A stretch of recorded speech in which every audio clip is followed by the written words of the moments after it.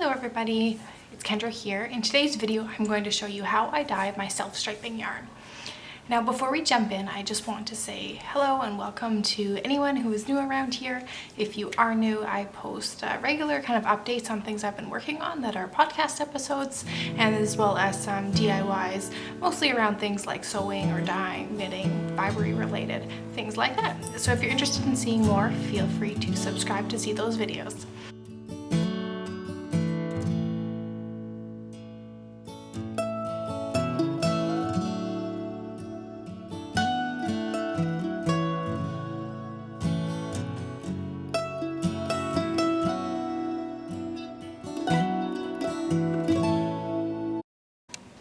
Alright, so we are going to turn a undyed skein into one of these self-striping balls. And so the first step we need to do is make a really giant loop. Now this is one that has already been done, and there's lots of ways you can do this. In the past I have just put my chairs all the way as wide of a circle as I could in my living room and wrap them around. And now I have a warping mill that I use, and so that's what we'll be using today. However you can make a giant circle, that's what we're going for here. So I'm going to get started getting my undyed skein onto my Swift, and it's just a lot easier to transfer that yarn into the larger skein.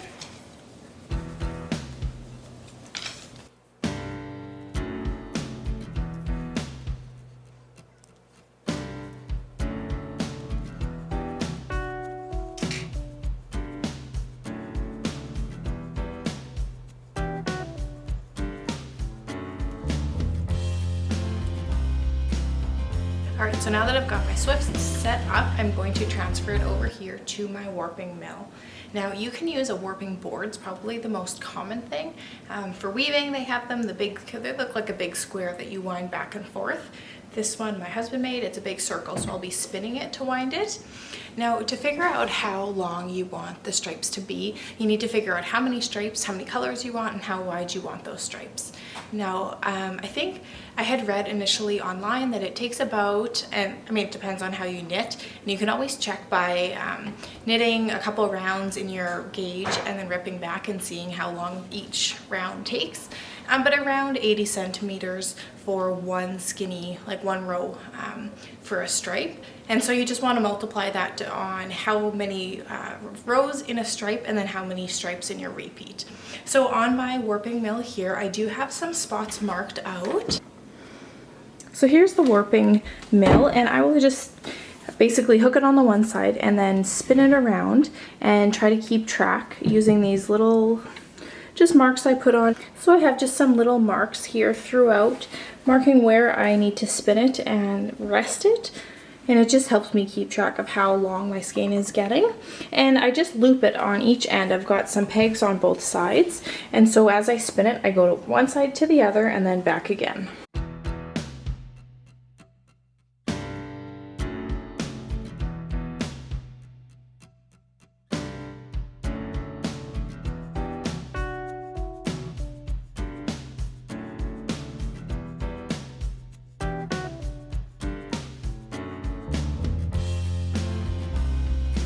So you can see I just have one in each spot, and as I come right into the last peg here, I just want to make sure that I wrap it the exact same every time. So I'll be wrapping it from the inside to the outside, and then I just want to repeat it back. And I do like to leave a little bit of space between the strings I have coming this way and the strings going back, just because if they get crossed it makes a bit of a mess trying to figure out what strand needs to go where.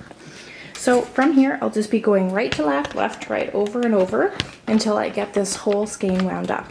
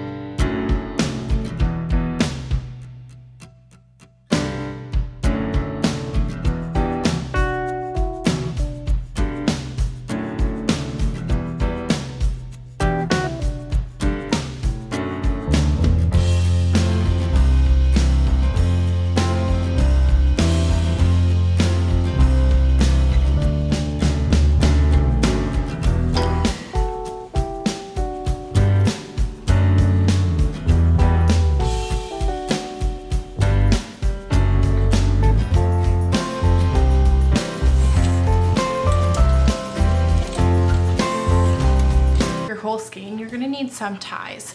I like to use just some acrylic because it doesn't take the dye and it's easy to see. And generally I do like to use two colors. One of them can be the figure 8 ties throughout, and that keeps your skein from getting tangled up. And the other one, I like to mark off where I'm going to do the stripes. So I'm going to be doing a 4-stripe repeat, and so after I get it tied up, I am going to mark out my stripes. So just like as it comes in the skein, you're going to want to do those figure 8 ties, meaning that you go between the strands. This is a fairly thin repeat just because this is only a 50-gram skein, and so that really does make a difference. And tie it off. Now I'd recommend you don't want to get it too tight just because the dye won't go underneath these and it will make a white resist spot. But at the same time, if you make it too loose, these big skeins can get very, very tangled up, and it's a really big pain to try to untangle them. So you want to put these, I usually on this board just go on every single one of these pieces here, although you just want to make sure that it's at regular intervals. And again, doing so makes it so that your skein doesn't get as tangled up.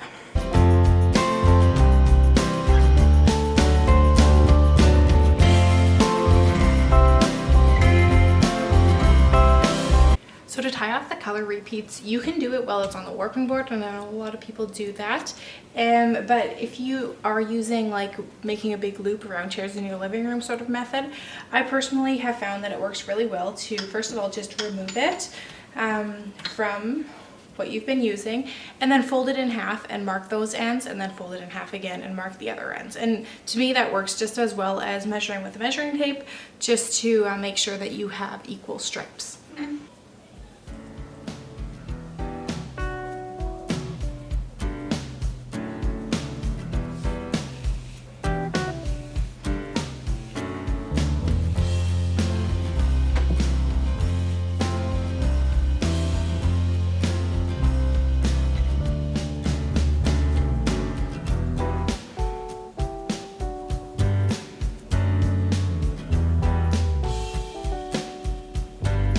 I'm just going to pull these two together and as equal as I can, pull them through to find the other side.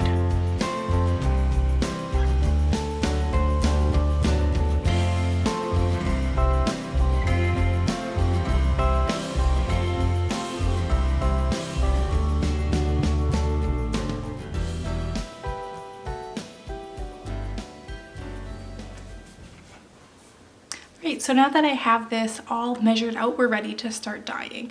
And you can do this by any method that works for you. I like to do immersion dyeing or dip dyeing on the stove. And so I'm gonna go ahead and soak this in plain water to begin with, and then I will start my dyeing. So go ahead and soak it. You wanna probably soak it for at least an hour.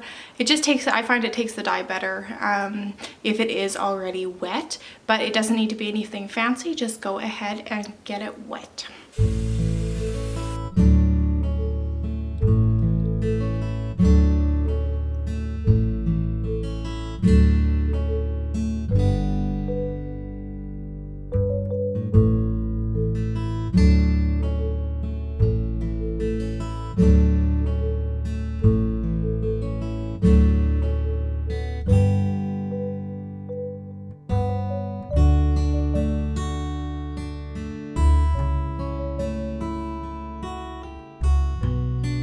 Alright, so it has been much more than an hour, but I'm finally ready to get back to dyeing.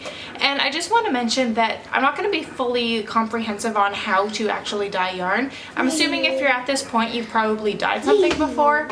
But yeah, use your favorite techniques and processes, and it's just, I'm trying to show you what makes it more specific to the self-striping. And really, once you've wound out your giant skein, the hard work's been done.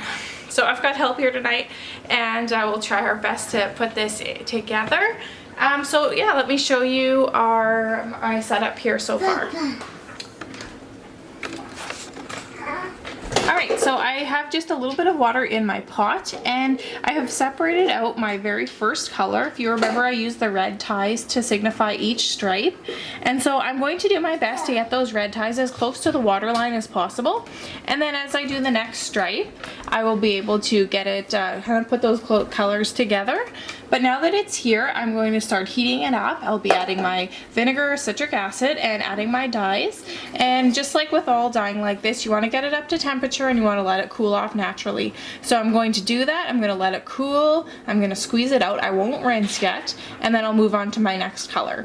So again, this is not as detailed in this section, but we're just going to continue to dye our stripe colors.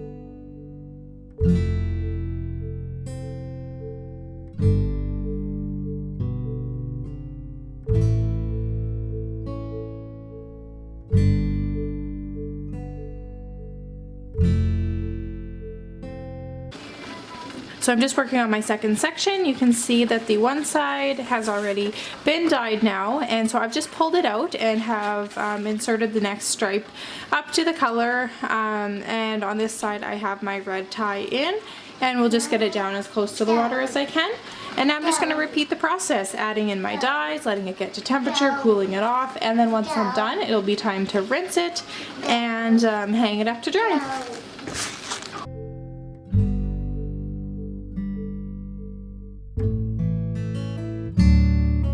Alright, so now that we have dyed our skein, I've got it here. This is a 4-color repeat, like I said, and it's pretty unusable at this point. It's in this giant skein, and by skein I do mean hank. I know that that's what it is, however, I always end up calling them skeins.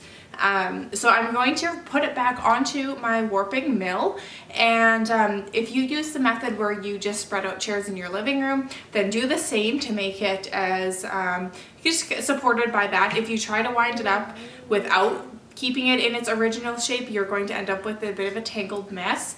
And from that point, you can either use your umbrella swift and make a normal sized hank or skein, but I'm going to go ahead and make one of these gobstopper balls. And you just wind it up by hand, keeping it round, and at each color change you want to rotate the ball in your hand so that it just separates each color stripe. This is actually just, I had dyed up 2 at the same time, so this is my extra, and I'm going to do the same with the one that we dyed together.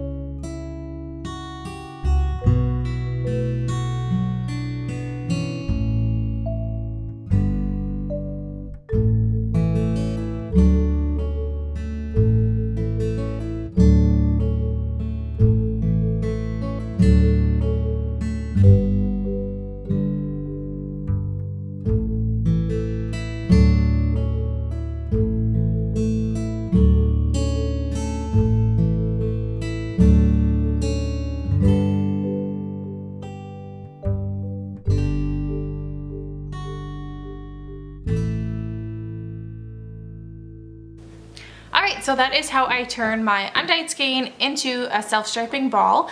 I just finished winding this one up. I've got the 4 colors on here, and like I said, these are both 50 grams, so they're quite a bit smaller than your typical sort of gobstopper ball. However, again, if you don't mind, if you need to get less yarn for doing your projects, then it's a good option as well, but the same techniques apply whether you're doing 50 or 100 grams.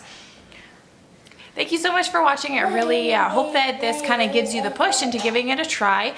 I think it's really fun to see different combinations and how the colors play together. So if you use this tutorial to come up with anything on your own, please let me know. You can always tag me on Instagram to see it, or else you can leave me a comment if you have any questions, or yeah, if you just want to say hello, and I will do my best to answer as many as I can. So until next time, feel free to subscribe to my channel for more information or tutorials in the future. Let me know if you're interested in seeing more information on just regular dyeing. I know I kind of skimmed over that in this video, but I'd be happy to get back to it if you have any further questions on that. But otherwise, I will see you next time. Bye-bye.